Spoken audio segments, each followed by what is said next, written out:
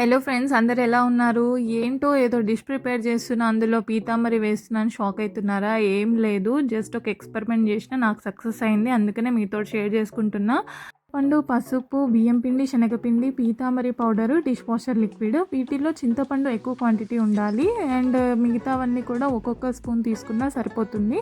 ఎంత వీలైతే అంత వెడల్పాటి పాత్రనే తీసుకోండి ఈ వాటర్ని బాయిల్ చేసుకోవడానికి. ఎందుకంటే పాత్రల యొక్క సర్ఫేస్ మొత్తం కూడా వాటర్లో ఇమ్మర్స్ అవ్వాలి, అంటే లోపలికి వెళ్ళి నానాలి. అప్పుడే మనకి కొంచెం రిజల్ట్ బాగుంటుంది. సగం ఉండి సగం ఉంటే బాగోదు కదా. చూస్తున్నారు కదా, అలా ముంచి తీయగానే కొంచెం షైన్ అనేది అప్పుడే నోటీస్ చేయగలుగుతున్నాం. సో నేను అనుకున్నాను ఒక 10 మినిట్స్ అలా నానబెడదాము ఈ హాట్ వాటర్లో, తర్వాత స్క్రబ్బర్ తోటి రుద్దామని అనుకున్నాం. వాటర్ చాలా వేడిగా ఉండడం వల్ల పాత్రలన్నీ ఒక స్పాచులా తోటి పైకి కిందకి అన్నీ తడిచేలాగా చూస్తున్నాను.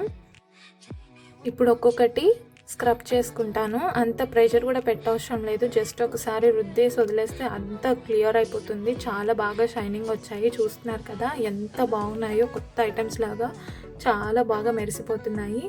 థ్యాంక్ గాడ్, ఈ టిప్ చాలా బాగా యూస్ఫుల్ అయింది. మీరు కూడా ట్రై చేయండి. రిజల్ట్ ఎలా వచ్చిందో కామెంట్ చేయండి. ప్లీజ్ ఛానల్ని సబ్స్క్రైబ్ చేసుకొని సపోర్ట్ చేయండి. నాకు చాలా హ్యాపీ అనిపిస్తుంది. రోజుకొకరు సబ్స్క్రైబర్ పెరుగుతూ ఉంటే ఇలానే సపోర్ట్ చేస్తూ ఉండండి ప్లీజ్. Thank you.